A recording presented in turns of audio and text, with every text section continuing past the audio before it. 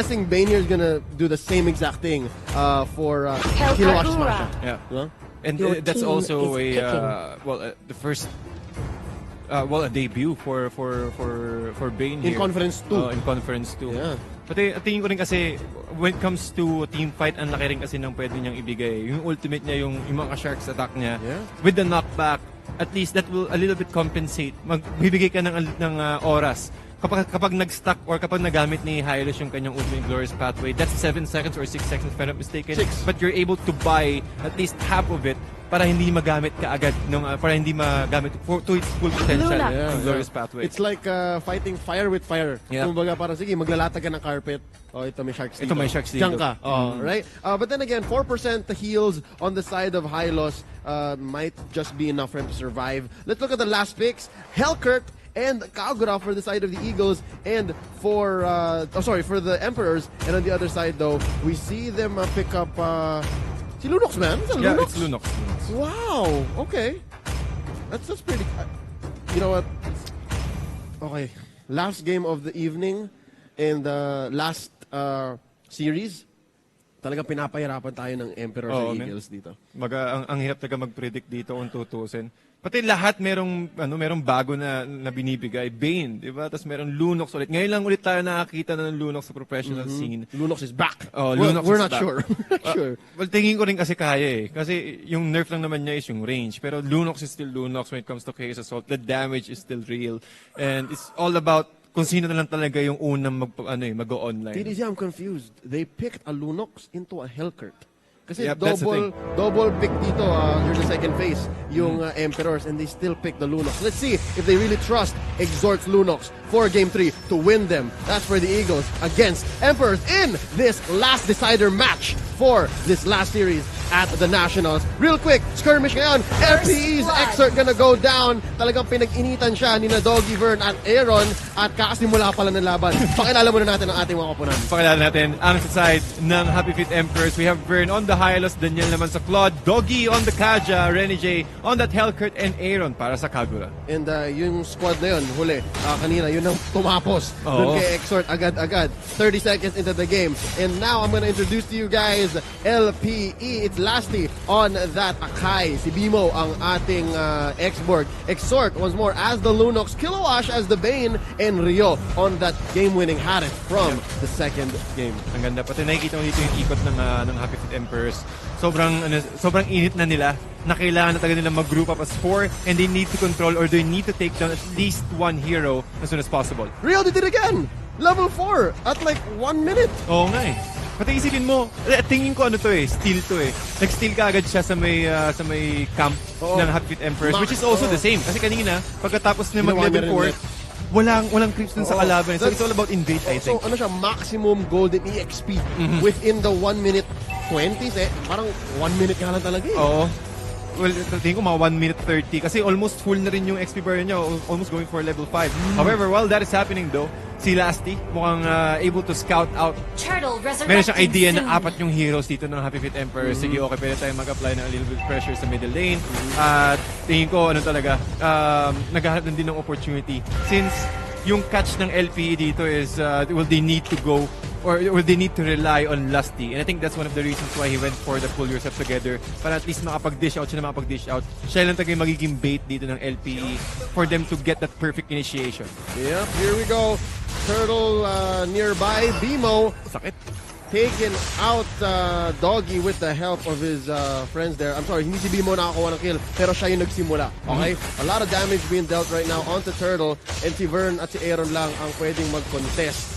Let's see how this is gonna turn out. Up top though, off cam, Daniel taken out lastly at sasagot naman si Bimo, trying to avenge his teammate, and down goes Daniel. This turtle is still up. Glorious pathway being committed right here. Rio not having his Zaman force, and it looks like Aaron is going to get it. Oh, Rio being pulled in by Doggy. Aaron gets the last laugh as he gets the finishing touch. Exhort as well, gonna bite the dust. Courtesy of Aaron, andito na si Kilowash. At babagsak si Doggy. Ladies and gentlemen, it's 2 for 2 on each side, and we're gonna come to an equal 4-4 between these two teams, and they are always gonna come down the middle. That's true. madiin ang laban. Lahat ng bakbakan laging nasa middle lane and also near the objective. It's either the turtle or the lord. Pero tingin ko dun sa may skirmishes na yun, mas favorable pa rin yun sa side ng Happy Feet Emperors. Why? Because they're able to take down both the core heroes of LPE, the Rio and Exort. Pero okay lang kasi exchange sila si Vern at si Doggy. Kumaga sulit pa rin yun when it comes to prioritizing heroes. Yeah. As long as you can provide a little bit more space for Aaron. Kasi si Aaron kasi talaga with this Kagura, he can just easily kite out enemy heroes and also remove the Firaga armor and also burst the Lunox on the very safest way. At meron na siyang pang-cancel ng mga disable with the Rush Umbrella Fleet. Talking about burst, LPE just bursted down the turret down bottom, right? Alongside an arrival, napasabog nila ang pinaka-unang turret sa baba ng HFE. And looks like up top, they're having some fun. But in mid though, there's a Divine Judgment onto Bimo, using that last Insanity real quick, pulling the plug fast para makapag-roll out siya. Yun yung sa mga parts ng last Insanity na hindi natin iniisip masyado eh. Yung defensive roll out. Diba? Ikaw mag-aim yan eh. No. And it's really shows how good our players here know how to use their heroes. Indeed. Diba? And I'm defensive eh. The DJ ka na. Here comes Renajay with that Dark Knight falls, and he is gonna take out Exort. And yung sabi ko, it's so hard to pick Lunox into a Hellcurt. Kasi ang hirap kasi talaga, hindi ka pwede mag-spam ng yung Darkening mo into the Chaos Assault kapag wala kang vision. And other than that, it's really difficult for you or for the rest of your team to get that right positioning eh. Kasi mayroong opportunity na hindi mo na namamalayan na sinasalubong mo na pala yung main core hero ng kalaban. And I think that gave them a little bit more time. At medyo nag-overextend lang din talaga yung Happy Feet Emperors. They didn't anticipate that Exort or that they can dish out a lot that amount of damage aside ng Eagles. I'm talking about that. And yun nga lang, hindi ka makapag-combo masyado ng spells mo. Yun lang. Right? Because you get silenced every time you hit Hellcurt. That's his passive. But here we go. Doggy about to walk into that 3-man opposition from LPE. At ito na naman, DJ into Lasty, being silenced using the Hurricane Dance defensively at napilitan siyang tumakbo. Okay, hindi na sila makapag-pin down. Ang hirap naman. Pati at least meron silang information na okay, pwede tayong mag-disengage. Yung threat, okay lang kahit tatlong members ng Eagles yung nasa baba. Hanggat wala silang Hurricane Dance, wala silang pang-lockdown. Sabi natin kanina, the most efficient way for you to start the fight aside ng Eagles is to get that Hurricane Dance perfectly. Here we go, Rio using that Zaman Force well enough to enhance his basic attacks. Of course, taking down that second tier turret down bottom. At kung papasin natin, paring Tads, wala pang napupush ang HFE. Ang hirap kasi talaga ang i-push dito. Kumaga, well, you need since yun yung gusto ng ng Eagles na yung Emperors mismo yung unang pumasok, and then just one big surprise with the Hurricane Dance or kahit yung Zaman Force lang, enough na rin yun. And also kahit yung fire sticks ni Export dito, as long na makahuli sila ng isa, that should be a secured kill. Pero ang engagement din naman dito ng Happy Feet Emperors is kapag nakahuli si Doggy ng isang miyembro, which is they really need to get the Harriet or the Lunox first. Anyone else is a bad idea, di ba? Yeah. Hilahin mo si Bimo, Last Insanity out. Hilahin mo si Lasty like we saw kanina, Hurricane Dance out. Di ba? Hulihin mo si Kilowash. We haven't seen that yet, but that might be okay as well. Let's see here. Danielle using that Blazing Duet just to clear the wave and of course threaten against Last in Rio. Here we see Vern now just zoning out. Ang ganda ng high-loss dito out of a bush kasi hindi mo alam kung biglang mag-glorious pathway siya. Pati hindi mo rin malalaman kung bigla na lang meron ka ng palang stack ng Ring of Punishment dito. So again, ayaw taga ng kahit sinong miyembro ng LP dito na bumabot sa loob. Hurricane Dance para kay Doggy, pero at least Lasty able to give a little bit more time sa top lane. At si Vern mukhang mahuhuli yata Glorious Path with the regeneration at mukhang makakakuha pa natin ng isa pa. Kiluwas trying to run away with the Chrono Dashes and the Synchro Vision. Daniel, the damage still not enough, getting that 10 stack of the Art of Thievery, but with that damage, enhanced basic attack from the Chrono Jazz, able to take another member out. That's 3 for none for LPE, and we see there the full range of Rio still, right? You see that Harris able to deal so much damage even on the brink of death. And Renajay here running for his life, and he used his Dark Knight Falls to be able to run away, and Bimo is still on his tail. Pero by the looks of it, mukhang survive dito ang ating Hellcurt. Rio taken out. Aaron on that Kagura. Rio is just on fire right now. Man, kasi ang hirap mo tagang hulihin dyan. Well, yes, okay sila sa pick-offs, okay sila sa mga small skirmishes, but when it comes to team fight, parang ganyan, 'di ba? May CC immune ka agad if you're X-board, and you need to wait for the ultimate or the divine judgment alone to get that catch. Doon lang makapag-initiate yung Happy Feet Emperors, or maybe use the glorious pathway. Pero yung mga ganitong steady game na ginagawa ng LPE na hindi sila nabibigay ng opportunity for them to catch, ang hirap na makahuli na i-play yung draft ng Happy Feet Emperors. Here's a little bit of a silver lining naman para sa HFE. Yung LPE kasi dito, naka-double mage setup sila. So, this is medyo predictable to na talagang early game for the first maybe 7-8 minutes, talagang lamang ang LPE. Pero sa tingin mo ba kaya pa itong baliktarin ng HFE given that they have the Claude? Well, kung kaya nilang i-prolong yung game, and I think they can because the glorious pathway is there, at since double mage setup nga yan in need, pero hanggang kaya nilang i-sustain yun, kaya ng HFE. Here comes Daniel with the Blazing Duet. BMI out to threaten a little bit of damage. Bimo going down there on his X-board. He took too much damage. And of course, habang pinag-usapan natin yung odds ng HFE, napapakita na nila na tama nga, with the help of the glorious pathway, they can have these long extended team fights, or at least make LPE walk into fights na matatalo sila just like that one, di ba? Kung saan nawala si Bimo, na-pick off nila, and napigil pa nila yung Lord Take. Pag Lord Take talaga, it's all about defending the objectives, prolonging the game. Yun ang chance ng Happy Feet Emperors to turn this way around. Since namang din naman ng 6K net worth ang Eagles, that tingin ko mga dalawang Athena Shield, and it's perfect. Look at that. Yep. All items. All items. Well, benta nyo na yung knife. The hunting knife. Tapos okay na. Then okay na rin talaga. Yeah. I think he can go for Queen's Wings, or rather in Immortality is also safer. Yeah. So, but when it comes to timings, lamang taga dito yung Happy Feet Emperors as of the moment. Yeah. If there's anything lang na medyo kulang para sa akin dito sa Claude natin on Daniel, is he doesn't have many kills. Pero I guess that comes along the territory. Kung gusto mo talaga maging safe, hindi ka lalaban masyado, and that's the key to farming up this match. The opportunity. Both teams nag-aabang lang ng opening since hindi na nila avail na lumagpas dun sa may area, or at least lumabas dun sa may base nila, kasi isang huli lang, isang pagkakataon lang, si Doggy kayang mag-flicker into the divine judgment, and that might lose them the game. Yep, at medyo lumipis lang yung frontline ninyo ng konti. Papasukan kayo ni Daniel with a full stack of Blazing Duet. Mas meron pa silang Dark Knight Falls, so sobrang risky talaga. Ang hirap. Okay, you know what? Medyo the tables have turned, and you're right, Tads, you're right. The double mage advantage on the side of LPE is slowly waning. Nauubusan na sila ng gas dito. It's very dangerous. We see here Winter Truncheon being picked up by Rio. That is going to go towards his survivability. Yep. And that'll help, I believe. That'll help. Tingin ko kasi well, Rio understands that si Rene J, kahit anong oras, pwede agad siyang i-burst. And with that silence, yung duration ng silence niya, I think that was 2 seconds or 1.5 seconds, pwede agad siyang i-burst kaagad na, pwede agad siyang ma-take down ng Hellcurt. So, I think that is also enough, Winter Truncheon. However, Doggy here, using the flicker, para lang hindi siya maipit kaagad ni Lusty. Ganun ka-importante si Doggy sa oras ng Happy Feet Emperors ngayon. That's fine. I don't think he needs the flicker anyways para manggulang.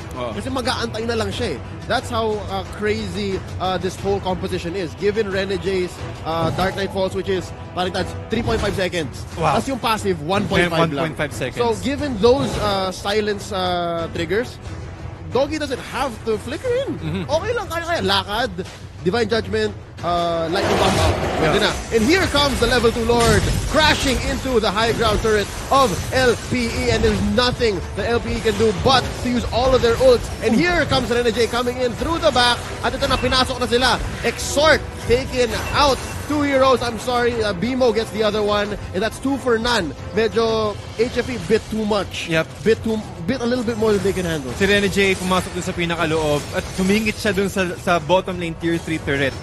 Saktong-sakto, nag-darkening din sa Exhort, so umabot ka agad yung darkening niya at the very, tingin ko yung lahat ng damage siya nanggaling dun sa may turret eh. So, you need, if you're Happy Feet Emperors, hindi mo avail na magbigay ng mga ganitong klaseng favorable exchange on the side of LPE, kasi ang hinihintay lang dito ng LPE yung mag-change yung momentum na mag-switch ulit yung table.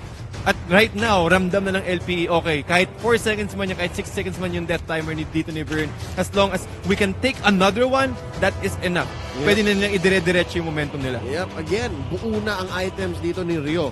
The only thing he can buy here is potions, and maybe to switch around the items to better fit what's happening on the other side of the map. But on the side of HFE though, kulang pa ng gamit dito. I believe one more item on the side of Vern. And again, the gold lead is the same. Yep.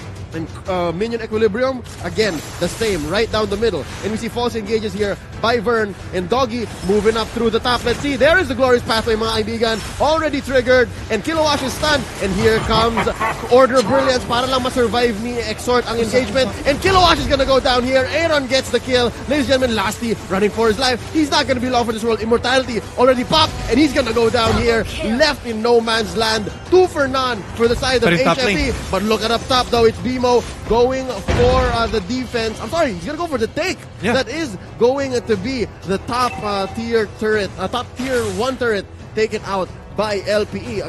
Dahil ganun lang, quick. Yep, sobrang Quick bilis take. lang. Pati Exhort, Lunox arrival. Nasulit niya agad yun, but the BMI, or rather, the ultimate from Claude, able to take down 1, pero enough mga ba yun si Daniel, nakipag bumabawid pa rin sa loob with the slow from Exhort. He will be punished. At si Aaron, the best thing that he can do is just dish out damage, pero hindi pa rin taga-enough yun. Kulang na kukulangin pa rin talaga. Oh, here's the glorious pathway once more being used by Vern. Exhort, you need to rain down on that high loss. Here's another immortality being popped by Vimo. Last insanity just to clear the minion waves. And Vern taking so much damage. Here is another immortality on our Centaur man. And down goes Vern. Kilowash gets the kill. Ang ganda ng pagkakabato ng dalawang teams natin dito. Talagang hindi sila nagpapatalo. Oh, Kahit volleyball, no? Oo, Rally. volleyball. Bigayan talaga sila. Pati si Daniel, tingin ko medyo medyo risky na rin yung ginawa niya. Hindi niya kailangan pumasok dun sa pinakaloob since lamang din naman sila. And also Vern. Well, si Vern, we do understand na kailangan niya rin talagang gawin yun for them to save the life of their core heroes. But when it comes to momentum swing, unti-unting pumupunta na naman sa side ng LPE. Kasi yung tapang kumbaga yung hinihintay mo eh. Yung tamang pakiramdam ba na okay, ito na yung momentum natin. Kasi hindi mo makikita yun sa numbers eh. Nasa pakiramdam niya ng mga players yan kung talagang kaya ba natin talaga ulit na lumaban or kaya ba natin or kailangan ba natin mag-prolong pa ng at least a little bit more time for you to get that feeling back. Yeah. I don't know exactly what LPE here has to do given yun na online na si Daniel eh. And the damage that he's dealing you cannot ignore. And ang pwedeng sagot lang dito ng Eagles is Exhort hitting Order Brilliance at the right time paglabas niya Chaos Assault because it mimics what a marksman does kasi ganun siya kakate. But again, there's so much on the line here. Ang dami nilang kailangan gawing correct para mangyari ito. Yep. Oh, right now, nakita ni Renegade na mukhang meron yatang mag-a-arrival dito sa top lane. He is forced to use his Dark Knight Pulse. And while that is happening though, yung last insanity din naman ni Bimo gamit na. Since Shadow, mabit din sila ng concealed mask sa side ng Happy Emperors. And this next objective, the Lord, is really reasonable. They need to get this one out. That's what I was saying. Lasty with that Hurricane Dance alongside the Chaos Assault. Doggy taken out. Exhort. Ang galing ng disabled doon mga kaibigan. Lasty as well going out. Kilowash taking out Daniel. And that's a good one. I believe. Good take on the side of HFE. And here's Rio looking for his life. Wow. Burn takes out the high loss. Bimo with the offensive last insanity. He gets the sticker out as well. Doggy and Aaron running for their life. Uy. Aaron with that same umbrella taking out Bimo. Medyo forward masyado yata yung Bimo natin. He forgot how much damage Kagura can deal. Yeah, and also the stun, the shields. Once na nakuha niya ulit yung umbrella niya, sobrang laking factor nun. At yung same way umbrella and also the Yin Yang Gathering is to really give them a lot of opportunity for them to turn this around. However, ang ganda rin kasi ng ginawa kanina ni Rio, hinintay niya matapos kaagad yung Winter Truncheon and then sumalalay agad siya sa lifesteal niya gamit yung kanyang concentrated energy. And it's a little bit sa lahat kung ikaw yung pro player, puro tenga ka na lang. Yeah. Kailangan mo na lang makinig kung ano yung information na binabato sa'yo ng teammates mo. Kailangan mo makinig sa captains mo kung paano natin i-approach yung next fight. So it is really important for you to listen and check for the commands. And also try to time your cooldowns rather. Yep. Oh, meron na nga dito nagpapalit pa ng items. So check it may out. Malefic Roar. We see Renegade selling an item and turning it into a Malefic Roar. That means he's gonna go full ham into taking down turrets. Yep. Yan na talaga. One of the best ways to play the Hellcurt. Kasi kung ako naglalaro ko dati ng Hellcurt, nung mga time na nagpa-practice pa ako, ang alam ko lang talaga is just take down all the turrets. Oh. Kasi sobrang bilis niya ganun siya kasakit, ganun siya kabilis mag-take down ng turrets. Plus with the Malefic Roar, the armor penetration, plus the additional damage for turrets. Yeah, bonus damage. Bonus damage. Ooh. Hindi mo taga-avail na lahat kayo mag full 5-man. No. Kasi talagang merong makakahap ng paraan dito yung si Renegade na makaka-dish out ng at least one or at least dalawang tier 3 turrets away from LPA. Given the silences given the silences, he can just focus core. Kahit focus core, focus turret, kahit na sabi mo may clash na nangyayari, silence kayo lahat. Those skills, right? Yep. I'm just gonna take this out. That's what I'm gonna do. But here we see a potential Lord take by HFE, and here BMO is trying to stop it. Still has an immortality, using the flames alongside his Bloodlust axe, just trying to survive here. And it's enough. Kaya-kaya. Kaya talaga. Ganun nakakunat si BMO. Ang hirap niyang patayin. Pati yung parang yun din yung ginagawa ng LPE dito eh, no? With the arrival from the Lunox, talagang kailangan nilang wala nang mangyayaring 5v5 matches dito. No. Ang mangyayari dito is either 4v4 or 3v3, and then the rest of the crew will just try to go for the split. Oh, baliktad naman. Now it's LPE going for the Lord take and HFE threatening the steal. Let's see if it's gonna happen. Vern here yet to commit the Glorious Pathway. Here's the last Insanity as well as the Hurricane Dance. And Vern now popping the Glorious Pathway. Exort taking so much damage. His immortality is gonna go off. Lasty as well, pretty low. Aaron gets the kill. Wow. Mga kaibigan, Zaman Force by Rio being dropped right now, and there's another immortality. Is Vern gonna come back? Yes, he is, but he's also gonna go down just like that. Rio gets the kill. Currently a 2-for-1 trade. Make that 3-for-1. Lasty gets a kill on Daniel Hellcurt, and Kagura left, but it looks like Renegade is here. Can he stop it? He gets the kill on Lasty. With the flick of a button, nangyari na ang ang Dark Knight Falls. Renegade taking so much damage. Down he goes. It's 4-for-2. Kaya ba tapusin to ng LPE? They have minions up top. Mid as well. Kailangan lang na i-push. Ang tagal ng death timers. Yeah. Easy, this looks like the end. Or maybe they can go for the Lord take pero hindi enough yung damage dito. Depende siguro kung kayang i-Zaman Force. 2,500 crits for sure, Kilowash. He picked up the Fury. So, ang kasi talaga niyan. Ako, 16 seconds, but I think this is the Lord 3 if I'm not mistaken. Lord 3, yes. Kanina pa to eh. Kanina pa talaga. Ngayon lang taga nagkaroon ng opportunity dito yung both teams na makakuha ng isa pa. Okay, medyo ito na yata yung period. Yung period. This is what's going to ensure that this ends for LPE in their favor. Hindi na avail kasi may rin yan, kumbaga parang naka-steroids na rin yung mga minions ng LPE dito. So HFE, they can't avail to go out. Parang nag-change naman yung table. Umikot na naman. Umikot na naman talaga. Kanina, HFE was choking out LPE. Now, the Eagles are like, nah, fam. Hindi pa rin tapos. 25 minutes, mga kaibigan. At looking at the net worth, 82,000. Lumang na naman ng 6K net worth lead ang LPE dito. Pero kumbaga yung items na yan, hindi na siya ganun ka-importante. It's all about the execution. Kung sino yung unang team na magkakamali, mas dalamang yung kabilang side. Yep, again, even a small mistake here could mean the world. And now we've come to the point na nagpapalit na lang ng mga items at bumibili ng potions ang ating mga teams. Here we see BMO engaging onto Vern and Rio as well, just chasing him out. Vern just put down that much. Last Insanity, Doggy finding himself in no man's land. There's the Glorious Pathway trying to save the bird. But no, Rio is going to take out Doggy. It's going to be hard. And they are going to defend against this level 3 Lord. And there's the turret down bottom with the Zaman Force being committed, taken out. Dalawa na. Top and bottom na ang dinedepensa ng HFE. Malaking lamang na ng Eagles. At nakakaramdam na rin talaga yung LPE, yung Eagles dito na, okay, unting, kailangan lang natin kumalma. Wala si Doggy, 36 seconds, wala silang pick-off. Ang kailangan lang natin asikasuhin dito is si Vern. Once we're able to take down Vern, just like so with the Hurricane Dance, locking him down, committing the Zaman Force as well, while the rest of the crew is still way behind. Again, the damage, okay na. Sige, wala na si Vern ulit. Anong problema natin? Hindi problema si Renegade for now, as long na meron tayong pang frontline. Last team, again, with the Blazing Duet, the damage is not enough. You see how strong they are right now. Ooh, all lanes now penetrated by the Eagles. They have lost Kilowash along the way, pero si Vern pa rin ang nawawala. Oo. So again, they're still ahead by 1. And it looks like Arrival is now going to come into play, trying to make each creep last and each minion do its job. And Bimo coming in with the last insanity. Doggy again going to have his immortality pop. Not really. Buhay na buhay pa siya. And that is Rio as well, going back muna. Tingin ko, iikot ulit to eh. Tingin ko Ulit? No. Tingin ko. 27 minutes na tayo, Babalik. man. Almost 28 minutes na Babalik. tayo. Babalik. Pero isipin mo kasi kayang-kaya pa rin talagang i-hold ng Heavy Fit Emperors dito. Just given the fact na meron ng Lord yung LPE. As napasagan pa sila, wala ng turrets. Butas na, di ba? Butas na, di ba? Ay. Well, tingin ko lang. Pero LPE right now, they're really strong. 99 net worth lead. At lamang na sila when it terms to the map. And also, 60 seconds, may upper hand din sila when it comes to the next Lord pick. Oh, man. Okay. All members of HFE, if you'll notice, mga kaibigan, they all have immortality.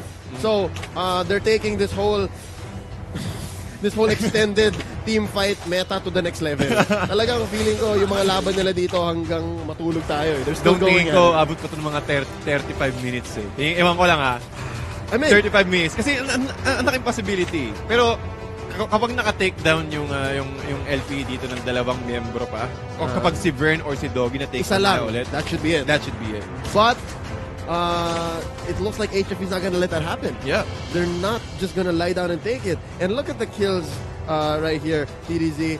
18 to 24. Again, it still doesn't matter. Yeah, doesn't matter. Doesn't matter. All about execution, ladies and gentlemen. At talagang kung sino yung unang umabang dito. Pwede mong assume na last sila may 999 gold eh, but here comes Danielle and Vern trying to take out Lasty, and Lasty's gonna survive here, triggering that sprint, I believe. Hindi siya naka-arrival, no? Hindi siya naka-rival. Classic. More on more on pang-ipit. Sprint, then pull yourself together. Nice. Yep, that's basic Akai. Yeah. Akai, pin down no jutsu. Pin down no jutsu, speed no jutsu. Yep. Here we see a potential engage on to Vern here. Bimo knows where people are. I don't know if they know that Dog is there too. Medyo malayo yung tingin dyan eh. Oo, tagang sorpresahan na lang talaga. Kung sino yung unang magpakita, kung sino yung unang lumabas, may idea na sila. Okay, you know, Dog is there. I wonder how they're gonna take advantage of that. BMI out, sabi ni Daniel. And it looks like Rio is going to take on Lord first. Siya ang unang magsisimula dito. Ito yung kunat na rin taga ng Lord niya. Wala ka ng opportunity, bihira ka makakita ng isang team na freely matitake down yung Lord. Depende siguro kung that's a team wipe, pero as of the moment, for sure HFE will go ahead and contest this one. Yeah, not even like a 3-person take. Hindi kaya eh. Oo. Dapat full 4 or even full 5. But here we go. It looks like they are gonna commit. Vern jumping in right in the middle. Glorious pathway being used. Immortality being popped. Zaman Force as well. Here comes Danielle with the blazing duet from behind. Bimo taking out Vern. And it is going to be enough. Lasty gets the Lord. Gawain talaga ni Lasty yan. Mangkuha ng Lord. Grak pa lang. Paano talaga. pa kaya itong Akai? And that's going to be 2 for 1. And it is Rio taking that kill. And it looks like Doggy's being bullied out by Kilowash. Mga kaibigan, this is Lord 4? Lord 4. Lord 4 marching down mid on the side of the Eagles. And it looks like the end is nigh. Punong-puno na talaga. Punong-puno na yung mga items nila at punong-puno na rin talaga yung pasensya ng lahat ng players dito. Habang yung Lord 4 nag-march sa middle lane, mukhang nakakaramdam na yata ng pagkapanal dito ng LPE with the blazing duet. And Kilowash able to get that kill into the main inhibitor. LPE winning the series against